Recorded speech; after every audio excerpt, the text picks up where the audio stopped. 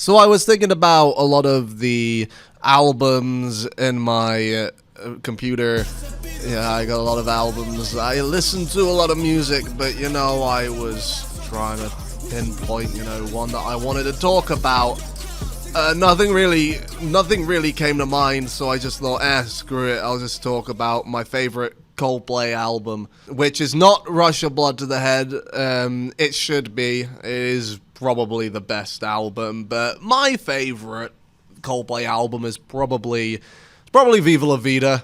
Viva La Vida is the most colorful. Viva La Vida, to me, just felt like that perfect middle ground.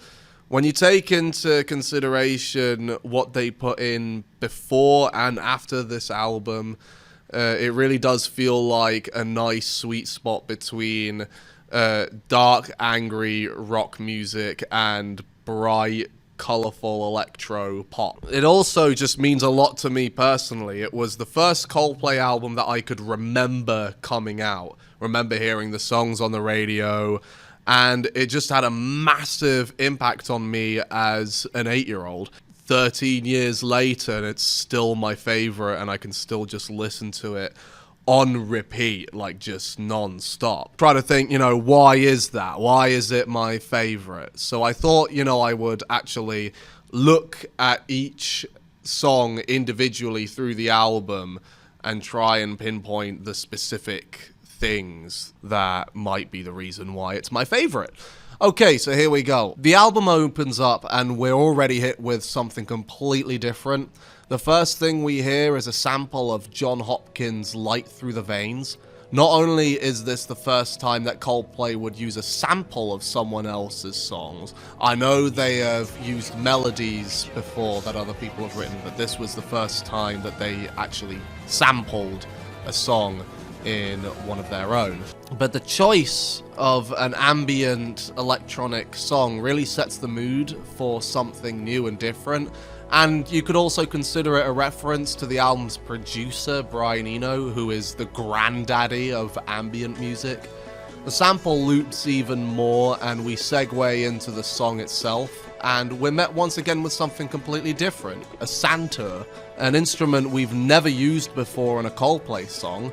The song revolves around this santur riff, and we get this kind of epic space rock arrangement that kind of sounds like a happy equivalent of something you would hear on X and Y, the previous album. And as soon as it sounds like the song is going to go somewhere, it just stops, and we are now into the next track.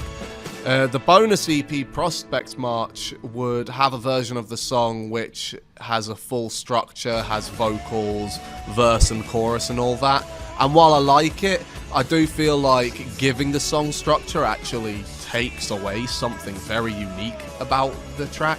It's a beautiful intro and it really sets the mood. We're like 2 minutes into this 45-minute album, and already Coldplay are a completely different band to what they were 3 years prior. The next song is Cemeteries of London. This is technically the first song on the album, and it's very moody like the early stuff, as well as having the hard-pounding energy of songs like Politic and God Put a Smile Upon Your Face. However, there are a lot of things special about this song outside of its eerie, ghostly tone. The drums and claps result in more of a march sound that would be present throughout a lot of indie folk pop you would hear 5 years after this album's release. Not only is there more of a European folk sound, but the claps and speeds of the guitar give it kind of a flamenco, Spanish feel. The song is also polyrhythmic. You can either count it like 1, 2, 3, 1, 2, 3, 1, 2, 3, 1, 2, 3, or you can count it as 1, 2, 3, 4, 1, 2, 3, 4. It just works. It's a short but very sweet and very progressive pop track. The next track is Lost with an exclamation point. This track I never used to appreciate, but until now, when I properly listened to the album in depth, I've come to love this as one of my favourite songs on the album. It's just a case of the arrangement just being really nice. Have it with this electronic kind of African beat that was inspired by Justin Timberlake's Cry Me a River. Put that with Indian tablas, hand claps, a massive church organ, and just a beautiful choir of the band singing in a church. And on top of that, have a really cool underrated guitar solo that really just, it's just the cherry on top, honestly.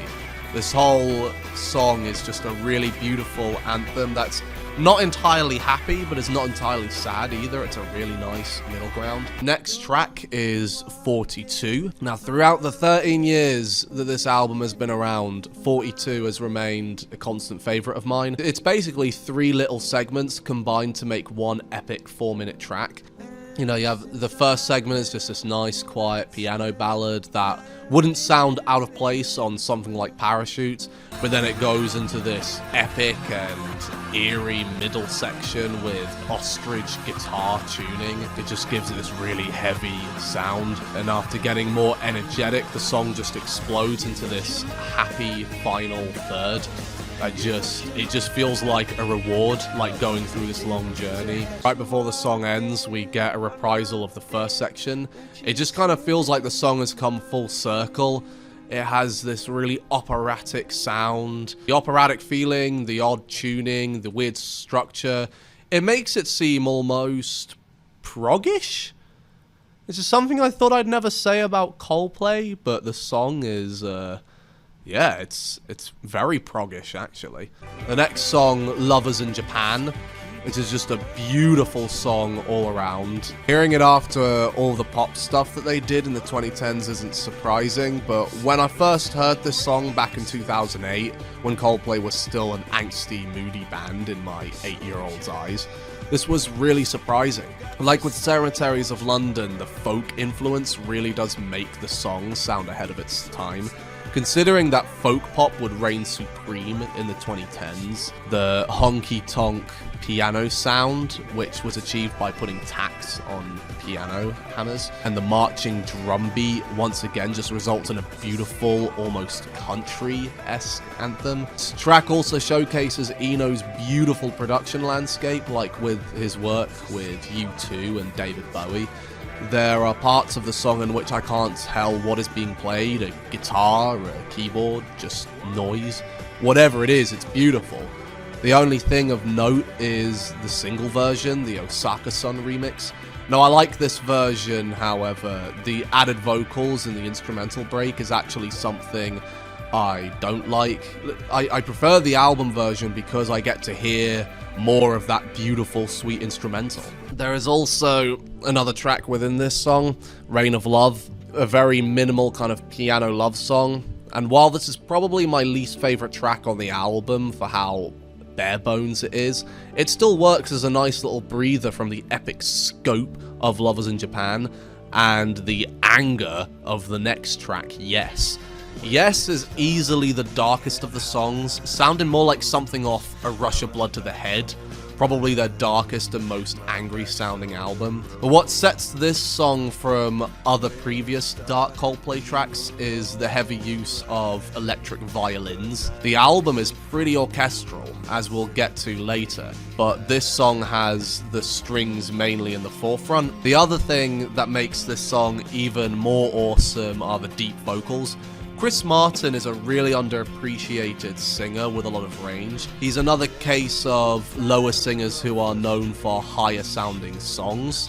So to hear him sing this low is just awesome as well as creepy. And there is a hidden track within this song called Chinese Sleep Chant. And this hidden track is a tribute to the shoegaze genre. And it's probably the best tribute you could get.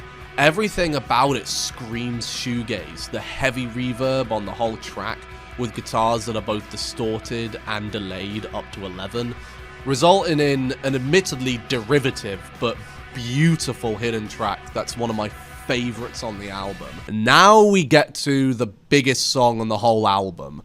The song everyone knows, everyone has heard. It is literally Coldplay's biggest song.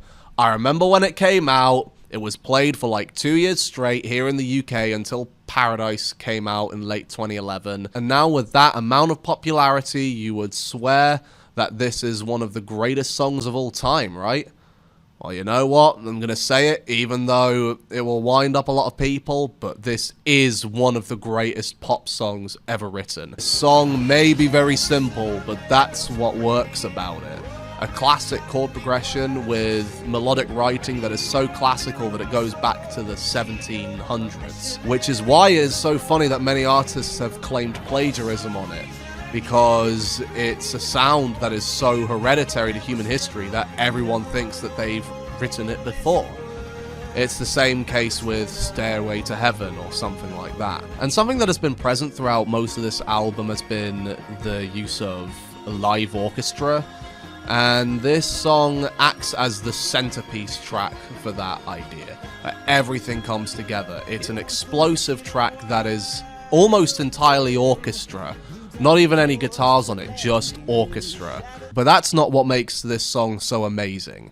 Classical writing, loud orchestra sound, emotional resonance. Add all of that up and then top it off with a chant. That's what makes this song work so well. Not even words, just vowels. It's so big, iconic, everyone can sing along to it. It's funny how I would do this song at open mics and no one sang along to it. But as soon as I got to the walls, suddenly this small student pub just became a massive gospel choir. It always chokes me up how when you watch live videos, they finish the song and the chant still goes on. It is a beautiful song and one of the best pop songs of all time. It's just a shame that the music video sucks. Both of them, they both suck. I'm sorry, guys. It's a beautiful song, but the music videos are terrible. But even then, that's not my favorite single from this album. And that would have to go to Violet Hill. There are so many things that I love about this song. We start off with an ambient intro, typical of Eno. Then you get into the song itself, which has both an eerie edge to it, like old Coldplay, combined with the kind of acoustic folk pop present in this album. But there is one notable difference. This heavy, distorted guitar riff straight out of a heavy metal song. That completely changes the song into this epic banger. And then, if that couldn't get any better, there are odd time signatures that add to the impact of the song. The piano outro goes from 3/4 to 5/4 to 6/4 and back to 4/4. And the chorus switches from 6/4 to 4/4. The band said that Abbey Road was a big influence on the song, and I can really hear it. The rhythm and blues influence gives it a real kind of come-together feeling. Wait a second. Beatles influence? Heavy metal riff? Odd time signatures? Is this a prog song? I don't know. Anyway, the next song is an unusually pretty track on the album. Unlike the rest of the album, which has European and Asian influence, this song gets its influence from Africa. The percussion and drums are like a relaxing but impactful Afrobeat, and the psychedelic production on the guitars and the synths, combined with the wonderful reverb on the track, turns this song into one of my favorites. In fact, a study was taken, and this was considered to be the 5th most relaxing song ever made. Yeah, science proves it. This is one of the most relaxing songs you'll ever hear in your life. Even if you don't like Coldplay, I'm pretty sure you'll like this track. Now we get to the final track, Death and All His Friends. We open with a beautiful piano ballad, not unlike Reign of Love. It really has a lot of emotional weight as a closer, but to push it even further, we get the beautiful guitars you can expect from a Coldplay song. And then the drums come in, and now this soft piano ballad is an epic rock instrumental. And then if the song couldn't get any more emotional, we get into an odd time signature. The track is literally moving as it carries us in an unpredictable but invited place. A high octave guitar riff that tugs at the whole heartstrings, and a beautiful reverb choir, the motif of this album, finishing us off with a line that Brian Eno himself wrote: "I don't want a cycle of recycled revenge. I don't want to follow death and all of his friends. Apparently the song took a long time to finish, and Eno was most enthusiastic about getting it done, which would explain the emotional weight behind it, like how we've gone through this whole album and have finally reached the end, so has the band. But then, if that wasn't enough, we get a little hidden track called The Escapist, a track that ties us back to the beginning with the John Hopkins sample, only this time with a vocal line from Chris. This coming full circle motif is very prominent in a lot of classic prog albums like Dark Side of the Moon, Selling England by the Pound. You know what? I've been building this up. Screw it. I'm going to tell you why this is my favorite Coldplay album. It's a prog album. It's prog. All the other prog snogbalitists will be too chicken shit to even admit that Coldplay could make something as proggy as Genesis or King Crimson. But you know what? This is a prog album. It's prog pop at its finest. And I will stick to that. I will have all the YouTubers hunt me down. But yes, this is a prog album. It's a beautiful prog album with amazing production, amazing songwriting, and every song in it I love. I couldn't think of a song that I disliked. And yeah, it may not be the best Coldplay album. You know, A Rush of Blood to the Head, it has the more popular songs. It has an amazing tone, really nice stripped back feeling, but still a lot of anger. But you know what? This album is my personal favorite. It's my personal favorite Coldplay album, and yes, it's prog. It's the most prog thing to happen since Kanye West. Well, I hope you enjoyed this video. I'm probably gonna make more think piece videos on albums that I like, just little reviews like that. I hope you enjoy. Don't forget to subscribe, and remember, frogs rock.